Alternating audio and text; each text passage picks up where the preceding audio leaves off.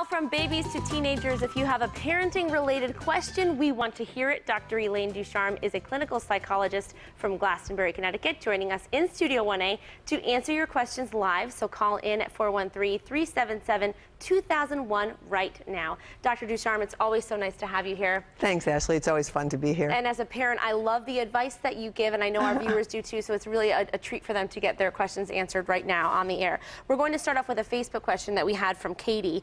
She asked, how do you effectively start a new routine with an almost year-old, for instance, a new bedtime? Okay, well, the thing that you want to do is start slowly. You know, with a one-year-old, it's not like you're going to be able to sit down and talk to them about the change. So if you're really looking to say, we need to get this child to bed a little bit earlier, you might want to start waking them up a little bit earlier in the morning, or cutting back a little bit on a nap so that they're more tired, and you can get them to bed at a different time. Sometimes that you have to do that when you're away, or if you're just trying, you know, people are switching shifts of work and you're trying to figure that out. So doing it slowly, but being consistent, trying to get everybody that's involved in putting the child to bed on board, so you're not switching it around every night, that it becomes consistent. And it is true that you're not always going to be able to stick to that routine because life is crazy and you may be out late one night, so it is difficult. And is it true that sleep begets sleep? The more sleep you get? It is. You know, if kids are really sleep deprived, it's much harder to get them to bed, which is why, you know, with the holiday season on us, parents do tend to keep kids up late, and then we have cranky kids, and so it's really important to try to get those naps in and where you know, as best as possible during the holiday season, keep kids on a reasonably decent sleep routine. When they're overtired, it might just be way too hard at that point to get them to do anything. Exactly. We also had an email from Heather. She asked, at what age should parents really begin to discipline their child? You know, that is such an interesting question, because honestly, I think it comes from day one. It depends on your definition of discipline.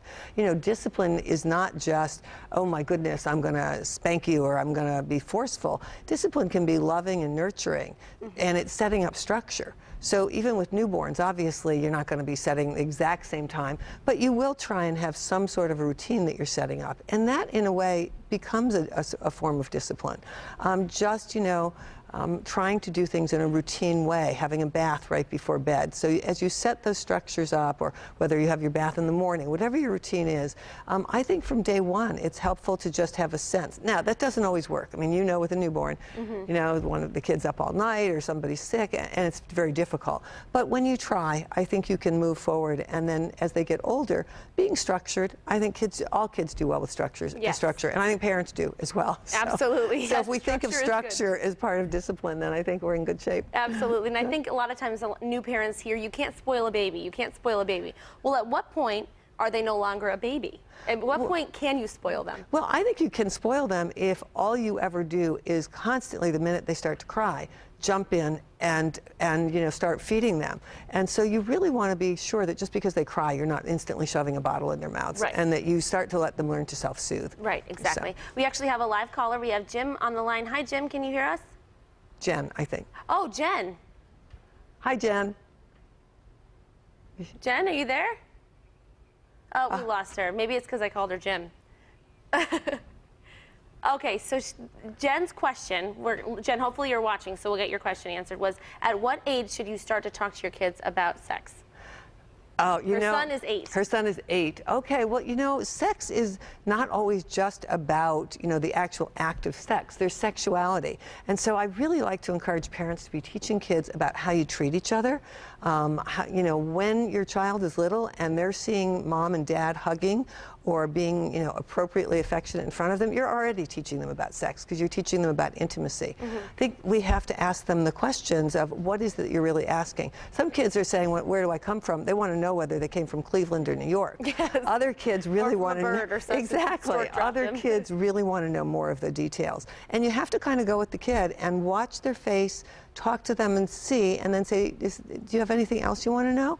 And, you know, I think it's very much based on the child's age and development. Though certainly by 8 or 9, 10, you really need to start telling them, because many young girls are getting their menstrual cycles by 9, 10, and if they don't know about it, it can be scary. Yes, absolutely. Well, thanks so much, Dr. Ducharme. We're not done with you yet. We have a lot more questions to get answered. Looking forward to it. Always so nice to have you here. And we will be back with Dr. Ducharme throughout the show today to answer your parenting questions, so be sure to call.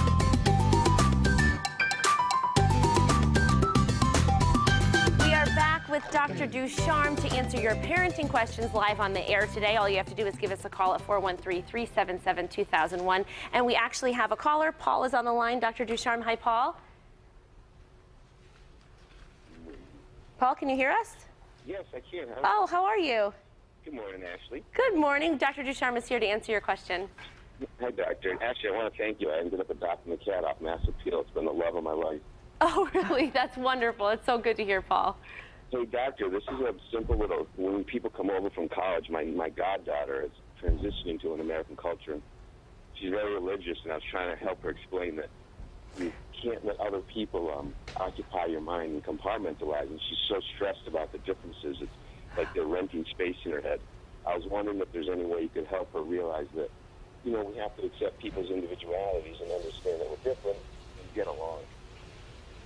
Yeah, I'm having trouble hearing Ashley a little bit. Can you? Yeah, I think just coming from a different culture and having certain religious beliefs, being more open-minded, Paul, is that what you're saying, how you can help her to be more open-minded and accept others? Right. So she's coming from a completely different culture, and you're hoping that she can be within this culture and be more comfortable and relaxed? Correct.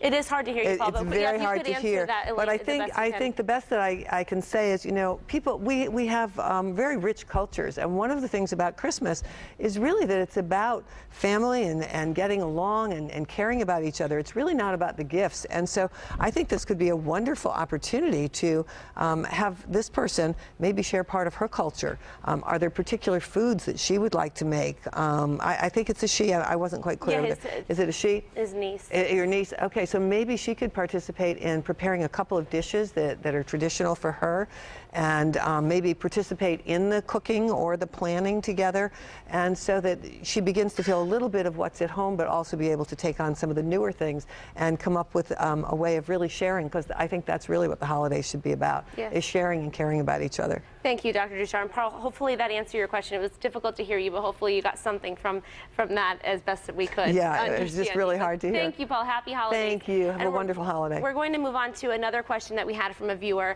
She was wondering, is it okay to give something sweet to your son or daughter that's under a year old? That's such an interesting question, because we want to be really careful. Kids tend to go oftentimes more for the sweets. So first of all, we're not feeding them that many foods when they're under a year a lot of times. So it's in the second half of the year.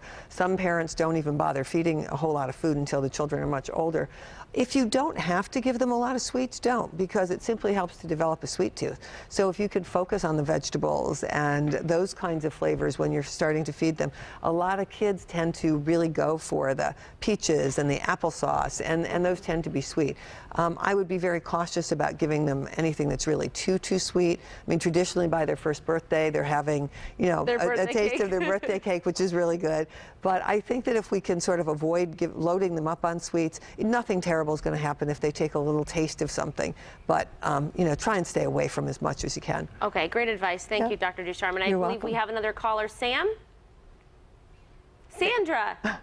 Hi, Sandra. Hello. How can we help you this morning? Well, my question is, I have 2 adult children, 1 adult grandchild and 1 teenage grandchild, and they all depend on me financially from time to time. I'm retired disabled, and it's putting me into great depression and anxiety. How do I stop helping them? Ah, that's a big question.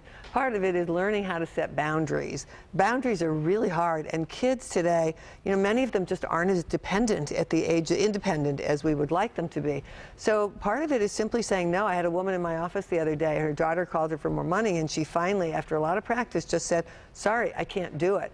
One of the things, certainly around the holidays, when people are wanting and needing things, really take away all the gift giving and say this holiday is about helping others, and suggest that the whole family go down and help out at a food shelter or something of that nature, because it allows people to realize more, the value of life. But I do think part of it is it's going to make you depressed if you can't say no. So working on those issues of, really setting boundaries, and probably one of the things, that's a hard thing to do. It's a hard change to make. So it might be helpful for you to talk to a psychologist who's trained in helping people set those limits, and because you will feel so much more empowered when you do those things. It is a much better feeling when you don't always feel you're getting taken advantage of. Yeah, absolutely. It does sound like talking to a professional would definitely help. It probably would be very helpful. Sure. I spend a lot of time helping people learn how to set boundaries in the office. Yes, well, thank you, Dr. Ducharme, and thank you, Sandra, for calling in. Thanks to all of our viewers who have called in so far. Happy holidays, Sandra. And we'll be back in a bit to answer even more questions. And to have your question answered live on air, you still have time. Just give us a call, 377-2001, and we may select your question to be answered live on the air.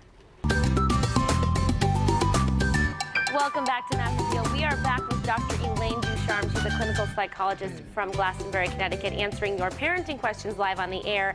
You can call in at 413-377-2001. Dr. Ducharme, we have Chris on the line. Hi, Chris. Hi. Hi, Chris. Hello. How are you? Fine, thanks. What's your question today? Well, my daughter is usually she usually gets good grades, and she brought home a couple of bad grades on her report card, and I'm just wondering, how should I motivate her to go back to her usual thing, back to getting good grades, without punishing her, I guess. Okay, how old is she? She's 12. She's 12. One of the things to be aware of is that kids this age, if she's been doing well in school, you might want to find out what's going on emotionally for her. A lot of kids, suddenly, first of all, she's 12, and a lot of girls at that age start running into a lot of social problems and struggle with that, and they don't really want to talk about it.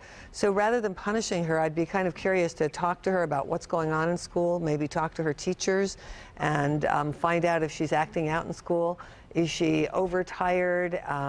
Is she going through some developmental changes that are causing her not to focus on school? And really, I think if she has a really good history of doing well, probably just trying to be nurturing. But also then, you want to find out if there's some new subject in school that she is struggling with and maybe needs a little bit of help or tutoring. I mean, I think that punishing is often not a really great plan to improve grades. But finding out, is she getting enough sleep? Is she just not getting homework done? Is she getting caught up in the social scene? Those are all really, really important questions to ask and find out, so that you can then deal with the question and deal with her issues from a really good parenting perspective rather than just being punitive. Okay, thank you. You're welcome. Have a great day. Happy holidays. Thanks for calling in. So it sounds like sometimes something like that could just be, you have to look a little deeper and see if there's something else that's causing them to change their ways. You really do. Yeah, I mean, if somebody's going along and they've never done well in school, then that's a different story. Right. You're looking for lots of motivation, kinds of techniques. But if somebody's done well and suddenly you see this change, there can be all kinds of things going on. And in middle school, the social issues are really bad. I had a family recently tell me their daughter changed dramatically, and she found out, she was only 6, but there were all kinds of changes happening in school that she hadn't told her mom about, and the school hadn't informed her about. So that was all that needed to be addressed. So it's really, looking at what else is happening. Right, right. Dr. Ducharme, we have another question from a viewer. They want to know, when you're introducing a new baby into the home, how should you prepare the older child for that experience? That's such a great question, Ashley, because when I had my second child, I thought that I was just on top of this, okay? And I did everything possible to do a great job.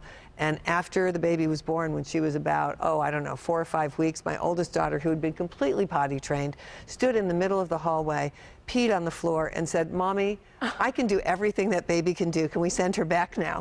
So I'm not sure if there's a specific answer that's absolutely foolproof. Situational, right? I think. But I think you can help, prepare and let them know that, there's going to be this new baby and that you want them to help. But really then finding some extra time to do something just with that older child rather than the baby, because they do get jealous. No matter how much we try and prepare, they're going to feel a little bit left out. And so taking a separate day, get a babysitter for the new one, or give the baby to your husband and you go do something special with your daughter, or vice versa. That can really make a difference. That's great advice. Thank you, Dr. Ducharme. You're welcome. I'm sure our viewers are really appreciative for everything that you've offered them today, and me as well. Thanks so much for being here. And up next on Mass Appeal, it's almost time for boot camp.